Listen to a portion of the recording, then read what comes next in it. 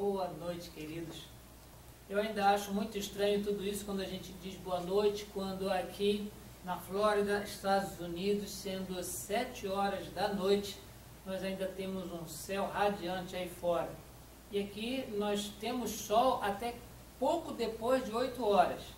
E nós ainda estamos enfrentando a transição para horário de verão, por isso que nos desculpem os nossos queridos no Brasil quando nós dizemos boa noite dentro do sol, porque cremos também que aí no Brasil se passa pela mesma experiência. Nós estamos aqui mais uma vez para cultuar a Deus como Igreja Presbiteriana de Tampa Bay, que é um campo missionário da Igreja Presbiteriana Jardim das Oliveiras, do Presbitério de Magé, no Rio de Janeiro. E temos a grata satisfação de acolher os membros que congregam conosco aqui nessa Igreja BB desde 1º de fevereiro do ano passado, 2014, e as pessoas que nos acompanham através das publicações e postagens na página do Facebook da nossa igreja. Temos a grata satisfação de acolhê-los mais uma vez e convidá-los para que abram as suas Bíblias para podermos refletir juntamente na Palavra de Deus, conforme se encontra na Epístola aos Hebreus, no capítulo 4, e nós estaremos lendo do verso 1 até o verso 13. Epístola aos Hebreus, capítulo 4, verso de 1 a 13.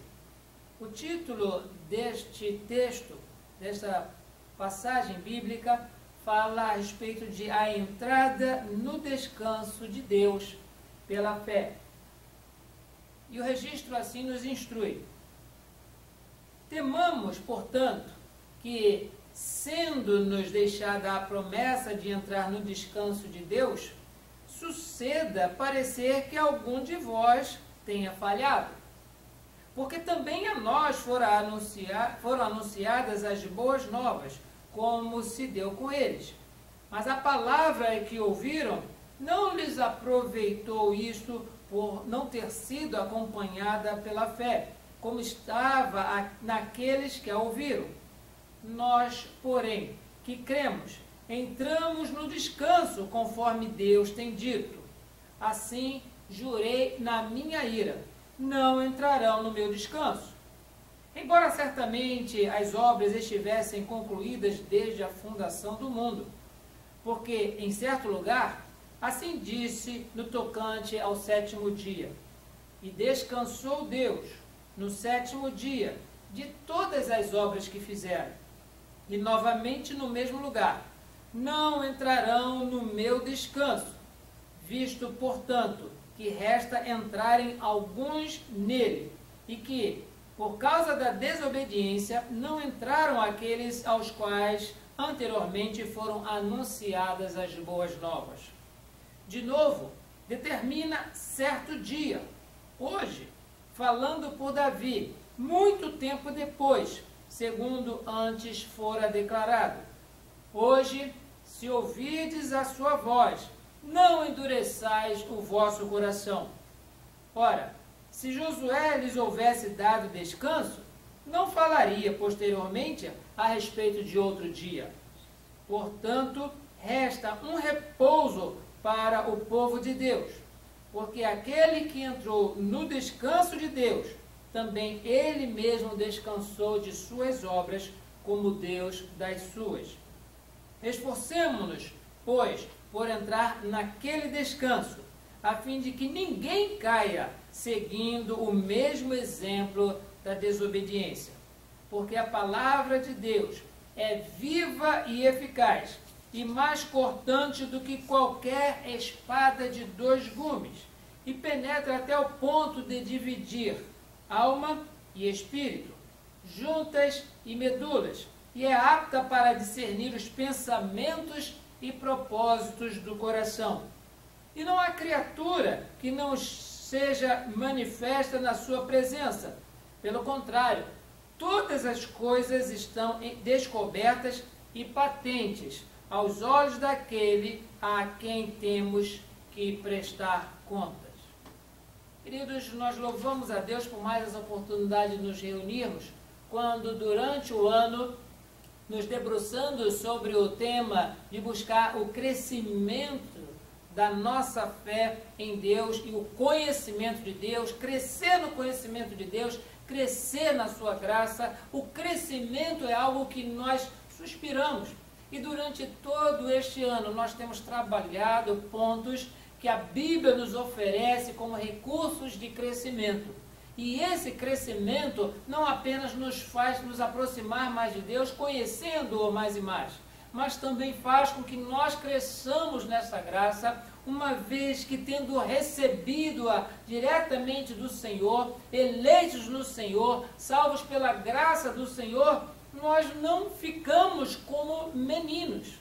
Nós crescemos, e esse crescimento nos faz cada vez mais firmes nessa jornada que temos até encontrar com o nosso Senhor. E durante todo esse período, a cada domingo, nós temos trabalhado um texto que favorece esse crescimento do conhecimento de Deus e na graça. E hoje, de uma forma específica, nós vamos falar do que nos ajuda o conhecimento de Deus, a crescer no conhecimento de Deus, e o que nos ajuda a crescer em graça, quando nós refletimos que a palavra de Deus, ela é viva e eficaz. Primeiramente, nós gostaríamos de considerar alguma coisa a respeito do que vale a nossa vida terrena, no sentido de que todos nós temos trabalhos para fazer, mas não apenas por determinação de Deus, mas devido às próprias atividades que nós desempenhamos, sempre nós temos um dia para descansar. Para o povo de Israel, esse dia chamou-se sábado, porque sábado refere-se a descanso. Mas todos os outros povos que não vêm dentro dos ensinamentos ou são obrigados a cumprir a lei do povo de Israel, o dia de descanso é exatamente um dia depois de uma sequência de outros de trabalho. E todas as pessoas que trabalham valorizam o descanso. O trabalho está ligado ao descanso e o descanso está ligado ao trabalho. Se bem que todos nós conhecemos pessoas que gostam de descansar mais e trabalhar menos. Mas esse não é o caso que nós estamos trabalhando aqui. Nós estamos mencionando a respeito de um descanso, de um repouso na presença de Deus, de não haver mais luta, de não haver mais esforço para as nossas obras tentarem justificar-nos diante do Senhor. O texto que nós acabamos de ler, ele foi escrito para pessoas que estavam recebendo o Evangelho e habitavam naquela região ali da Palestina, que compõe o local onde o povo de Israel se encontra. E todas as pessoas que nascem naquela região são hebreus. E as pessoas que convertiam-se ao cristianismo, elas tinham uma base legal, uma base oriunda das leis de Moisés, havia uma base quanto aos rituais, havia uma base quanto a todo o cenário religioso de Israel. Por isso que a Epístola aos Hebreus, ela é recheada, ela tem muitas referências àquilo que o Antigo Testamento, os 5 primeiros livros da Bíblia, se referem ao povo, e quem escreveu essa epístola sabia do que estava falando e sabia que as pessoas que leriam essa epístola entenderiam tudo que ele estava se referindo. Esses são os destinatários da epístola aos Hebreus. E quando ele fala aqui a respeito de descanso, é como se as antenas dos hebreus estivessem ligadas exatamente à palavra que se refere a descanso, a sábado.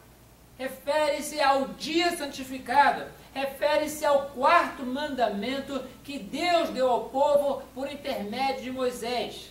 Lembra-te do dia do sábado para o santificar, porque o Senhor trabalhou e criou tudo que existe em 6 dias e no 7º dia descansou.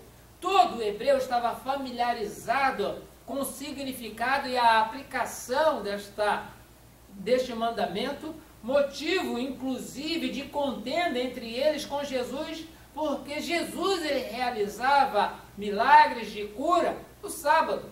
E faziam todo tipo de questionamento quando viam Jesus fazendo estes atos de bem, esses atos de misericórdia. Até quando Jesus mencionou para eles que o sábado foi feito por causa do homem, ou seja, o descanso foi feito para aquele que trabalha. Jesus não disse que o homem foi feito por causa do sábado, mas o sábado por causa do homem. Foi feito o descanso para aquele que trabalha.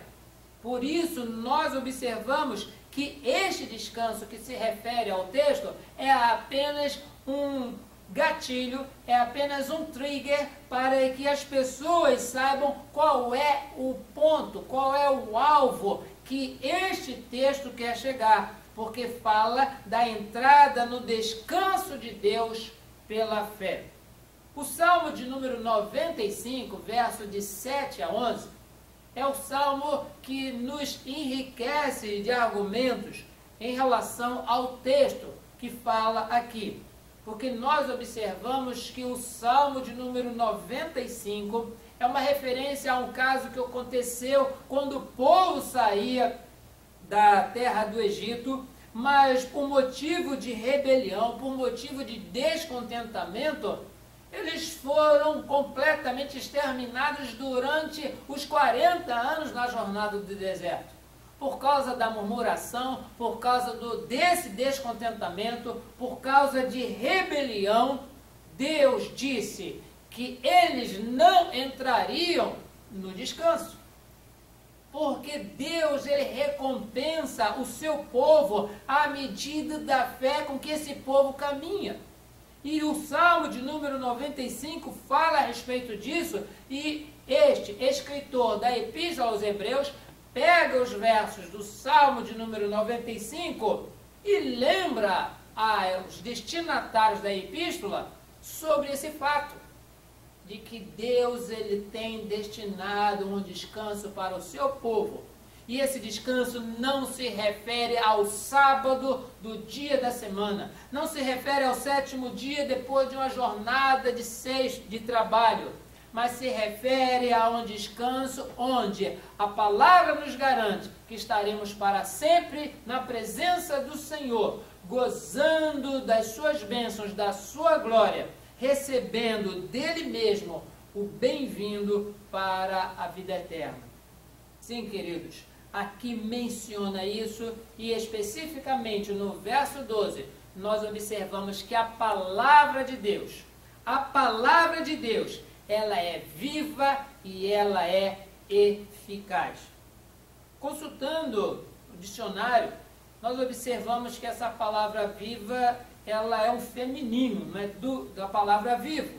E enquanto verbo intransitivo, refere-se a existir. A palavra de Deus, ela existe, não é algo do imaginário. Como um substantivo masculino, já que a palavra é viva, ela tem um substantivo também masculino que é vivo, refere-se ao processo do que está vivo e perdura. É interessante nós observarmos quantos anos e qual foi o processo que foi levado para que nós tivéssemos essa coletânea de escritos sagrados inspirados por Deus. Porque ele não apenas é apontado como vivo, esse livro, mas ele perdura.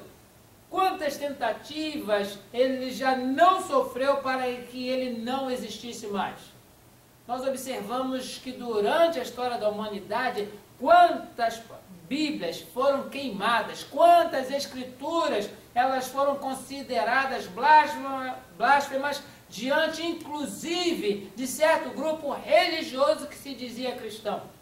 Bíblias foram queimadas, mas nós vemos que a providência de Deus fez com que ela perdurasse até os nossos dias.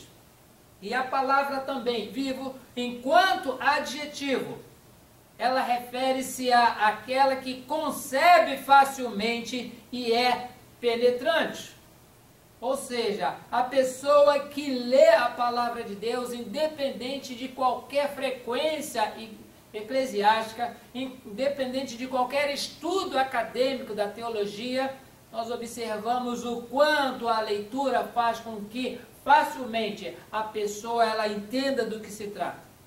Existe um autor brasileiro chamado Miguel Riso, ele já falecido, mas deixou um elenco de livros escritos muito edificantes, mas um deles traz o título de Sozinha. E é o livro que traz testemunho de pessoas que conheceram a verdade de Deus através da palavra de Deus sozinha. Não ouviram nenhuma pregação de pregador, ou pastor, ou reverendo, ou evangelista, ou missionário famoso. Não frequentaram nenhuma igreja, não estiveram em corrente de oração, não fizeram parte de programação alguma, apenas lendo a palavra de Deus. Deus atuou de tal maneira, através do seu Espírito, que a Bíblia sozinha concebeu no coração dessas pessoas e elas foram não apenas regeneradas, mas reconheceram-se pecadoras e ali voluntariamente escolheram a Jesus porque Deus os havia mudado antes. Sim, queridos, a palavra também menciona que vivo é aquilo que está ativo, aquilo que é eficaz, aquilo que é forte, que é cortante, que é agudo e que é afiado. E quando eu leio essas últimas definições da palavra vivo enquanto adjetivo, parece que o autor do dicionário ele estava copiando o texto de Hebreus 4:12. Porque diz que a palavra de Deus é viva e eficaz e é mais cortante do que qualquer espada de 2 gumes. Ou seja, tem o fio embaixo e tem o fio em cima. Grande parte das nossas facas só tem o fio embaixo, do outro lado é chato. Alguns inclusive usam para bater. Mas quando menciona que a palavra de Deus ela é semelhante ou comparada a uma espada de 2 gumes, significa que onde ela vai, ela faz exatamente aquilo para o qual ela foi enviada a realizar. Sim, queridos, a palavra de Deus é viva e eficaz. E esse texto nos comprova isso, primeiramente, porque ele nos fala das promessas de Deus para com o seu povo de um lugar de descanso. E essas promessas pregadas para alcançar corações que receberam a fé para crer. Vejamos os versos de 1 a 3. Temamos, portanto, que, sendo-nos deixada a promessa de entrar no descanso de Deus, suceda parecer que algum de vós tenha falhado. Porque também a nós foram anunciadas as boas novas.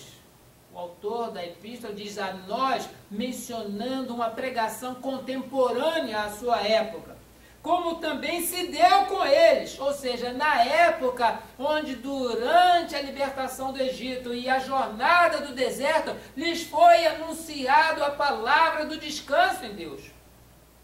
Mas a palavra que ouviram não lhes aproveitou, visto não ter sido acompanhada pela fé, como estava naqueles que a ouviram. Nós, porém, que cremos, entramos no descanso, conforme Deus tem dito. Assim jurei na minha ira, que aqueles que sem fé agiram e se rebelaram, não entrarão no meu descanso, embora certamente as obras estivessem concluídas desde a fundação do mundo. Sim, queridos, a palavra de Deus é viva e eficaz porque fala das promessas de Deus, pregadas e anunciadas desde os tempos antigos, desde antes da queda, quando o Senhor disse a Adão e Eva, de todas as árvores do jardim vocês podem comer dos seus frutos, exceto da árvore que traz o fruto do conhecimento do bem e do mal. Porque no dia em que dele comereis, certamente morrereis. Havia a promessa no descanso de Deus, como também havia a promessa da justiça de Deus diante da desobediência. A palavra é viva e eficaz porque da mesma forma que Deus prometeu, Ele cumpriu. Adão e Eva, após a queda, foram expulsos do paraíso. E sob maldição na vida do homem e na vida da mulher e também na existência da serpente, toda a natureza também, ela recebeu maldição por causa do pecado. E certamente, devido ao pecado, diz o Senhor, que estas pessoas que têm ouvido a promessa de Deus, através da palavra de Deus lida, a palavra de Deus sozinha, ou pregada, ou cantada, essas pessoas não entrarão no descanso de Deus. É promessa, não é uma ameaça, é uma promessa. E Deus, na sua fidelidade, tudo aquilo que Ele promete, Ele cumpre. Diz-nos também, queridos, que a palavra de Deus é viva e eficaz, porque as promessas não são apenas para nos falar de bênçãos, mas também falam de maldições, de coisas que não desejamos ouvir nem experimentar. O verso de número 5 e verso de número 6 nos traz exatamente isso. E novamente no mesmo lugar, não entrarão no meu descanso, visto, portanto, que resta entrarem alguns nele, e que, por causa da desobediência, não entraram aqueles aos quais anteriormente foram anunciadas as boas novas.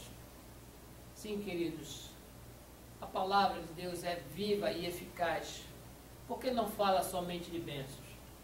Alguns no Brasil, não aqui porque não é tão comum, mas no Brasil já questionaram alguns comentários meus a respeito de um objeto de adorno chamado evangélico, com o nome de caixinha de promessas. Gente, que coisa bonita, vende fácil no Brasil. Eu lembro que desde pequeno também na minha residência tinha uma caixinha de promessa, onde no culto doméstico nós já alfabetizados, os 3 filhos mais velhos dos pais na casa, cada um pegava o texto e lia. Era o chamado conta-gota espiritual. E muitas pessoas, por conta deste conta-gota, acham que ler a Bíblia não é tão importante. Basta no dia, antes de dormir, pegar aquela caixinha, pegar um versículo, ler, dizer, Pai do céu, obrigado, amém. Isso daí, para muita gente, é um estímulo à preguiça.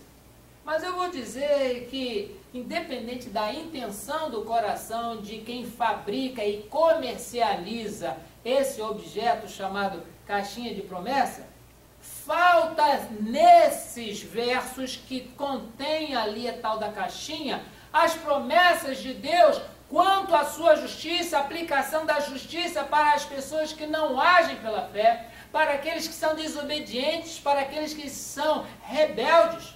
Existe promessa de Deus também para essas pessoas e não se lê na caixinha de promessa coisas que sejam desagradáveis. Pelo contrário, só existem palavras confortantes, palavras boas, palavras sorridentes, palavras que as pessoas vão até dormir com um sorriso no rosto. Mas as promessas de Deus, porque a sua palavra é viva e é eficaz e é mais penetrante, é mais cortante do que uma espada de 2 gumes, e nós sabemos que uma espada, ela não faz carinho, uma espada, ela fere, mas a palavra de Deus, ela não fala apenas de bênçãos, de coisas que nós gostamos, mas fala também de maldições, da aplicação do juízo, de coisas que nós não desejamos ouvir ou experimentar. Essa é a palavra de Deus, que deve ser pregada na sua totalidade. E infelizmente hoje, o chamado evangelho, ele tem se descaracterizado pela chamada teologia de uma possível prosperidade, de uma possível cura, de um possível bem-estar, onde o centro do culto não é mais o Criador, mas a criatura. Não existe mais a palavra de Deus que enaltece o Santo dos Santos, aquele cujos serafins voam e dizem que ele é santo e está revestido de majestade. Mas é o Evangelho que coloca a pessoa no centro, e desde que se começa o culto e até o seu final, até as músicas, elas são condicionadas para as pessoas se sentirem bem. Canta-se que a pessoa precisa se valorizar, que Deus fez isso, nós precisamos valorizar o nosso compromisso com Deus. E não Deus que tem que valorizar o compromisso conosco. Existem tantas músicas hoje onde o eu, o meu, é valorizado, que nós descaracterizamos isso como louvor e muitas vezes declaração egoísta. Se nós observarmos a definição do que se refere louvor, é elogio. Elogio a quem? A Deus, porque Ele é o único digno de ser louvado, o único digno de ser elogiado. Mas a pessoa, inadvertidamente, muitas vezes com boas intenções no seu coração, mas sem a devida instrução docente, pede: igreja, vamos louvar a Deus agora com aquele hino, quero que valorize o que você tem. Você é um ser, você é alguém. Gente, que louvor a Deus é esse, onde o ser humano é colocado em destaque em toda a canção? Sim, queridos, nós precisamos ter cuidado com aquilo que nós falamos nas nossas orações, com aquilo que nós cantamos nas nossas canções e principalmente com aquilo que nós falamos nas nossas pregações. Sim, queridos, a palavra de Deus, ela é viva e eficaz, porque fala também de bênçãos, da mesma forma que fala de maldições para aqueles que se rebelam, para aqueles que não agem com fé, e por conta disso não entrarão no descanso de Deus. A palavra de Deus também é viva e eficaz porque fala de oportunidades para o arrependimento e conversão, que se renovam sempre no dia que chamamos hoje. O verso 7 a 9 diz assim: de novo, determina certo dia, hoje. Pode observar que na sua Bíblia, essa palavra hoje está escrito com letra maiúscula, H maiúsculo, não se referindo ao dia da semana, como tem o amanhã e tem o ontem. Não é isso. Refere-se ao dia da oportunidade, chamado hoje, ao certo dia hoje, falando por Davi muito tempo depois, segundo antes fora declarado: hoje, se ouvides a sua voz, não endureçais o vosso coração. Ora, se Josué lhes houvesse dado descanso, não falaria posteriormente a respeito de outro dia. Portanto, resta um repouso para o povo de Deus, que não é aquela Canaã geográfica, onde os filisteus, os cananeus, os jebuseus, os zefereus, todos foram tirados para que o povo entrasse e ocupasse a terra que Deus havia prometido a Abraão, a Isaac e a Jacó, que lhes seria dele. Depois que Josué recebeu a tarefa de Moisés e atravessado o Rio Jordão, ter ocupado, depois da destruição de Jericó, toda aquela região, distribuindo para as 12 tribos de Israel, seria ali o descanso, porque já ocuparam a terra prometida. Mas o próprio Josué fala de um descanso posterior. Aqueles que dizem: a gente já chegou aqui, vamos descansar. Não, não é esse o descanso do Senhor. A entrada no descanso de Deus, ela é feita pela fé. E Josué menciona a respeito do hoje, das oportunidades que se renovam na nossa vida todas as manhãs. É por isso que nós lemos no livro do profeta Jeremias, chamado Lamentações, no capítulo 23, a partir do verso 21, dizendo que que quero trazer à memória aquilo que me traz esperança, e menciona também que as misericórdias do Senhor são a causa de não sermos consumidos. Se renovam a cada manhã, grande é a tua fidelidade, Senhor.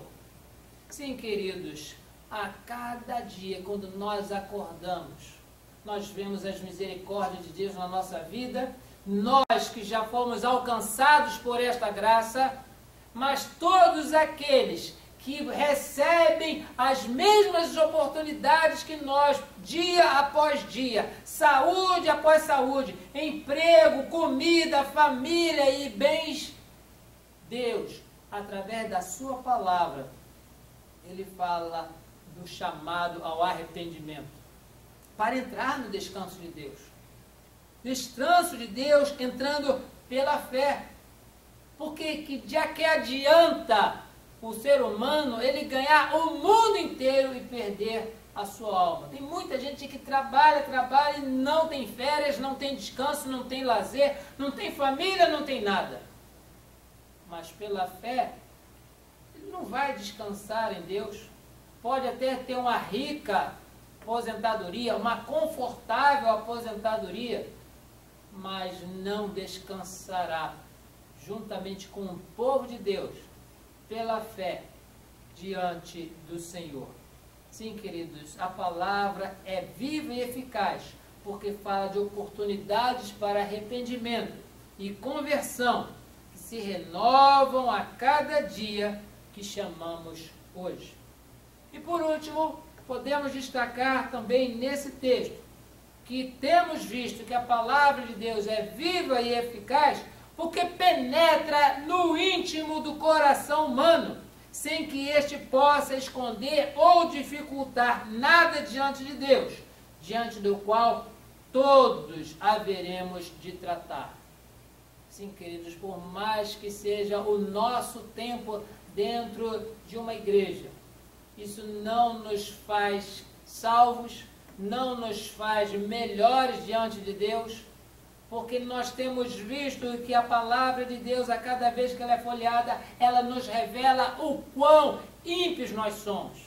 Se eu faço opção de andar corretamente, honestamente, obedecendo ou tentando obedecer às leis e os mandamentos, eu estou virando as costas para a cruz, porque é do Filho de Deus que nós ouvimos as seguintes palavras: eu sou o caminho, eu sou a verdade, eu sou a vida, ninguém vem ao Pai a não ser por mim.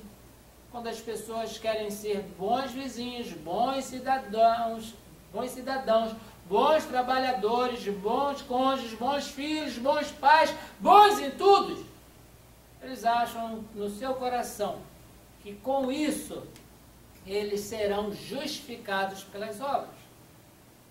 Mas é o apóstolo Paulo que também, escrevendo a epístola aos Efésios, capítulo 2, no verso 8, diz: pela graça sois salvos, mediante a fé. Ou seja, vocês entendem isso pela fé, e isso não vem de vós, é dom de Deus, não de obras para que ninguém se glorie, porque somos feituras suas, criados por Deus para as boas obras que Ele já preparou de antemão para que nós andássemos nela. Sim, queridos, a palavra de Deus como espelho, a cada folheada, a cada lida, ela vai penetrando e mostrando a nossa realidade como pecadores. E diante desta palavra, nós não podemos esconder a nossa realidade, porque ela penetra até o ponto de dividir a alma e espírito, juntas e medulas, e apta para discernir os pensamentos e propósitos do coração. Alguém já dizia certa vez que a gente pode mentir e enganar um grupo de pessoas por algum tempo, ou pode mentir ou tentar enganar pessoas por muito tempo, mas não podemos mentir e enganar todas as pessoas por todo o tempo. E uma dessas características desse conceito, que não está na Bíblia, é um dito popular, é quando entendemos que o Deus que nos criou, Ele é onisciente, Ele é onipresente. Ao lermos o Salmo de número 139, nós vemos a realidade da presença de Deus na nossa vida em todos os momentos. Ele conhece o nosso falar, o nosso agir, o nosso pensar e usa a sua palavra como aquela que discerne os pensamentos e propósitos do coração. E ela é viva, ela é eficaz, ela faz com que nós, diante de Deus, compareçamos sem véu. E Deus sabe realmente quem nós somos, e a sua palavra mostra realmente quem nós somos, e diante disso, movidos por essa graça, movidos por esse convite, movidos por essa mudança que Deus provoca no nosso coração, nós, pela fé, entramos no descanso de Deus. Eu não tenho planos de visitar Israel. Muitas pessoas já foram, tiraram fotos e verificaram coisas muito interessantes no que se refere a estar no mesmo espaço geográfico que Jesus esteve há tanto tempo atrás. Isso é muito bom. Mas eu não preciso ir a Jerusalém para entender esse descanso. O descanso de Deus pela fé, qual nós podemos entrar e participar e usufruir e gozar, nós podemos ter acesso no dia chamado hoje. Conforme diz-nos aqui, não apenas por palavra de Josué, falado a respeito disso no Salmo de número 95 e repetido aqui na Epístola aos Hebreus, no capítulo 4. No dia que se chama hoje, de novo determina certo dia, falando por Davi, muito tempo depois, segundo antes fora declarado: hoje, se ouvides a sua voz, não endureçais o vosso coração. Deus tem chamado para o descanso e chamou toda aquela multidão de escravos para a liberdade. Mas na liberdade, pessoas preferiram voltar para o Egito. Na liberdade murmuraram, na liberdade se rebelaram, na liberdade idolatraram. E a palavra de Deus lhes disse, mesmo que todas as obras já tenham sido feitas, de libertar, de mostrar, de me manifestar ao povo, eu digo, não entrarão no meu descanso. E não entraram. 40 anos no deserto e toda aquela geração passou. Toda. Imagino aqui um grupo constituído de pessoas de, no máximo, 40 anos de idade, entrando em Jericó, passando a possuir a terra que o Senhor havia prometido a Abraão, a Isaac e a Jacó. E uma vez ocupado, Josué ainda os alerta em relação a isso. Olha, vocês que já viram tudo o que passamos, estamos na terra que Deus prometeu. O que vocês preferem? Continuar servindo aos deuses que nós deixamos para trás, além do rio, lá no Egito? Ou servir ao Senhor de coração? Eu já fiz a minha decisão. Eu e minha casa serviremos ao Senhor. E vocês, o que vocês fazem hoje? Foi a pergunta que Josué fez ao grupo, aquele grande grupo que chegava para possuir a terra prometida. Hoje, o que vocês escolhem fazer? Na oportunidade que nós estamos pregando, tanto aqui na Igreja Presbiteriana de Tampa Bay, quanto através da internet, na página do Facebook da nossa igreja, você, em qualquer época do ano, não precisa nem ser hoje, dia 23 de agosto de 2015. Mas Deus, quando você ouvir essa palavra, Ele chama hoje. O que você decide fazer? Aqueles que foram alcançados pela palavra de Deus, onde essa palavra viva e eficaz, ela não apenas penetra nas juntas e medulas e divide alma e espírito e discerne os pensamentos de intenções do coração. Essa mesma palavra, ela tem o poder no Espírito Santo de transformar vidas. E se hoje você ouvir a voz do Senhor, não endureça o seu coração.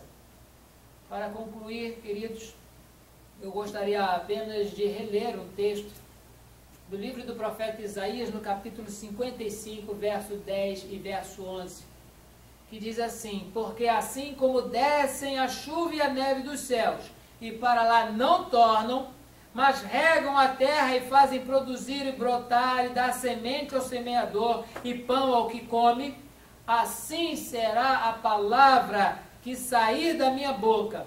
Ela não voltará para mim vazia, antes fará o que me apraz, ou seja, aquilo que me dá prazer, aquilo que me agrada, e prosperará naquilo para a qual a enviei.